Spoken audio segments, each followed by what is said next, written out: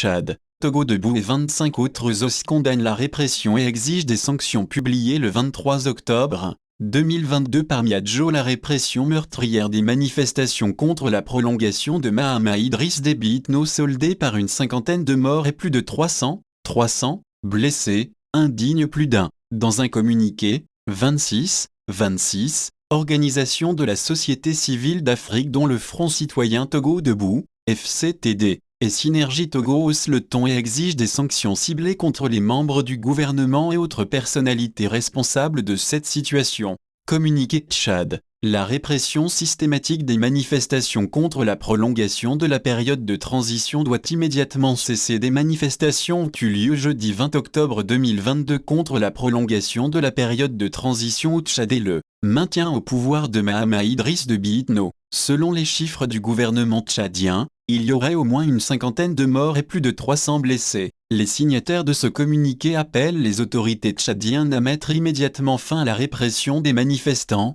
conformément à la constitution tchadienne et aux obligations internationales auxquelles adhère le Tchad. Nous invitons les acteurs internationaux à agir fermement pour mettre fin à cette spirale de violence. Jeudi 20 octobre 2022, à l'appel d'une plateforme regroupant une partie de l'opposition politique et des organisations de la société civile, des manifestants sont descendus dans les rues de la capitale N'Djamena et de plusieurs villes de province dont Moundou pour dénoncer la prolongation de la période de transition. Le 10 octobre dernier, à l'issue d'un dialogue dit de réconciliation nationale boycotté par une partie de la société civile et de l'opposition, Mahama Idriss Déby Itno a été investi comme président de transition pour 24 mois supplémentaires. Il a aussi obtenu le droit de se présenter en tant que candidat aux prochaines élections présidentielles en contradiction avec la décision du Conseil de paix et de sécurité de l'Union africaine du 3 août 20211 et réaffirmée le 19 septembre 2022, fixant au 20 octobre 2022 la fin de la transition et interdisant aux membres du Conseil militaire de transition,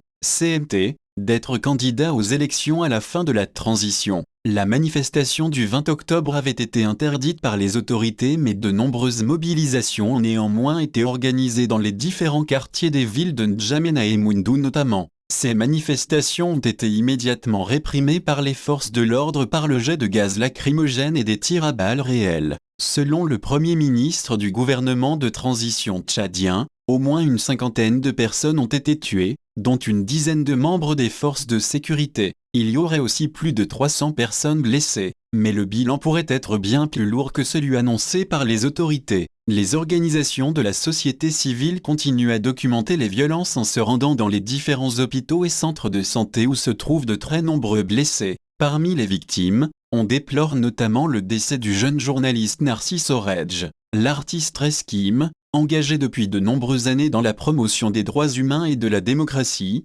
serait à l'hôpital en soins intensifs après avoir été touché par balle. Ces deux cas sont emblématiques de la brutalité qui s'est abattue sur tous les citoyens présents dans les rues tchadiennes ce jeudi 20 octobre 2022. Le rapporteur spécial des Nations Unies sur la liberté d'association et de réunion pacifique, Clément Woul, a rappelé aux autorités tchadiennes que tout recours à un usage excessif de la force contre les manifestants expose leurs auteurs à des poursuites conformément aux standards internationaux. Alors que les violations des droits humains perdurent, la France et l'UE ont soutenu la transition et ont maintenu la coopération avec le Tchad, notamment la coopération militaire et policière. La communauté internationale ne peut se contenter de déplorer ces violences et d'appeler à les faire cesser. Le régime doit être isolé et des sanctions ciblées doivent être mises en place tout en veillant à ce que la population tchadienne ne soit pas la première impactée. Les organisations signataires de ce communiqué demandent aux autorités tchadiennes de mettre fin,